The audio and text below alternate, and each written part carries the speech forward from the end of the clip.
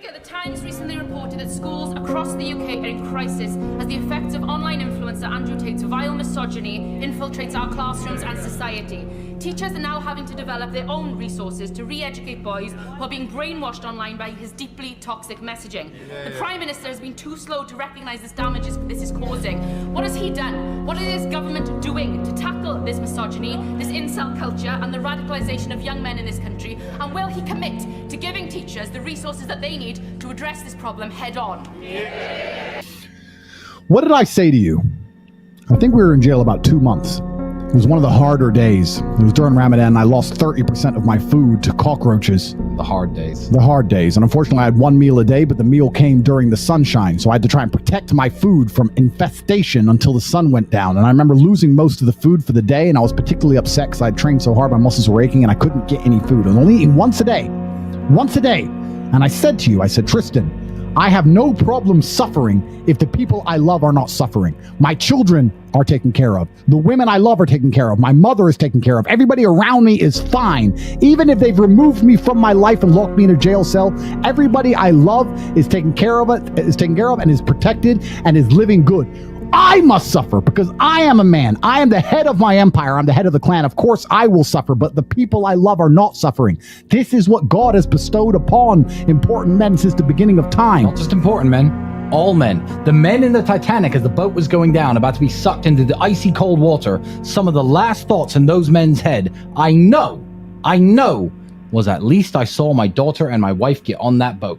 Absolutely. I'm happy to plunge into this ice cold water because there they are on that boat away from danger. Everyone we love and everyone in the world who we care about was taken care of. And I said, Andrew, would you rather us both be at liberty, but someone else in our life suffer? Mum suffer?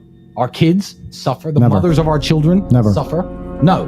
I'm glad it was me. I'm glad I was the one who was suffering and everyone else was okay, because that's what being a man means.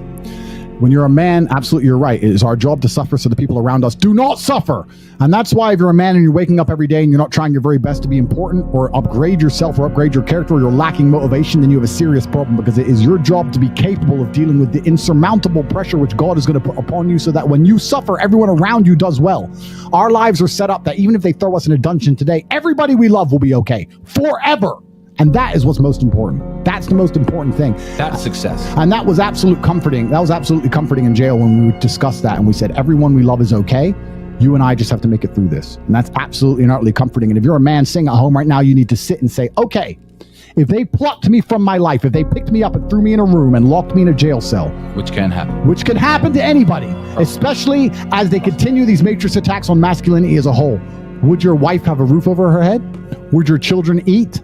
Would your family be okay?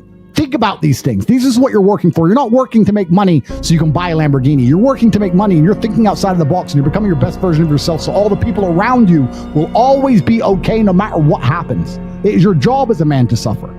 And we did our job fantastically, absolutely and utterly, as we should. We always will. And we always will. And everybody around us was okay. And that is extremely comforting in times of hardship, because we're built for suffering. We were absolutely and utterly built for suffering. No matter how close I came to crying inside of that jail cell, I knew all the people around me were safe and all the people around me could eat. And that's all I cared about. I used my phone calls. When I would call other people and they were asking me how I was, I'd say, we don't want to talk about me. How are you? Are you okay? Are you okay with the media pressure? Are you okay? Are your bills paid? Do you have money? Can you eat? I'm in a jail cell in Romania. I'm making sure that everyone I love is okay. I don't need their support. I don't need them to sit and worry about me. I worry about them. I sat in a jail cell making sure I could fix the problems for the people I love outside in the free world from a dungeon. That is what a man does. And you must prepare and set up your life for that. You must be prepared to be plucked from life. And understand that everybody around you who once relied on you will still be relying on you, even when you sit in that jail cell. It's still up to you. You are still the man of the household. You are still the top G of your life. Only you. And if you don't pay the bills, who's going to do it? Your wife's just going to what? Go get a job, get like 5 jobs and raise your kids? How's she going to do that?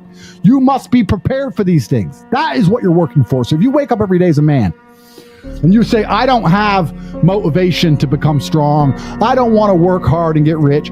I don't want to try and become financially free. What you're saying is that the second you disappear from your matrix-controlled job, everyone who loves you and respected you and relied on you is going to starve.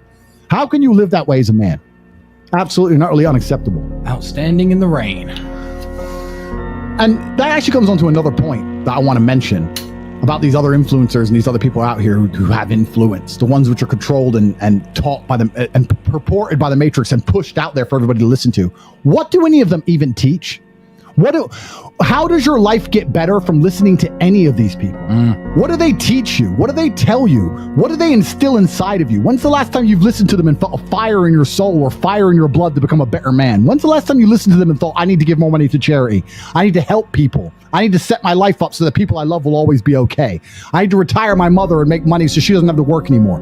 When's the last time any influencer on anywhere on the internet, any of them, any of these people streaming this garbage on Twitch and Kick and all these shit websites, when's the last time any of them have ever helped anybody?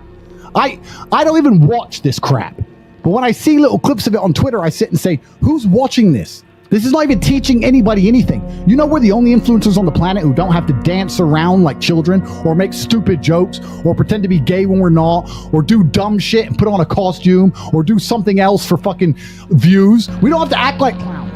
We're not clowns. We just tell the truth. Every other influencer to some degree is a clown where they don't get any attention at all. We can just sit here and tell the truth and be the most Googled men on the planet, the most respected people on the planet, pulling 300,000 people to watch us live by telling the truth and improving people's lives. That's why they're scared of us, because we're not clowns. The second we put on a Pokemon suit and act like jackasses, they'll start putting us in fucking jail. Yeah. But it upsets me because it shows they don't give a shit about you. Michael Jackson said it. They don't care about us. Listen to the song. They don't care about you. The fact that we're going to sit here and say to you, after this stream, you need to drop and do some push-ups if you're half a man. Every single 300,000 of you, do push-ups when this is over. Wake up tomorrow stronger than you were today. Because we tell you to do that. Because we make you a better version of yourself so that you can help everybody around you and become a better man. They want us gone. But if we were fucking clowns, we'd be allowed to sit here forever.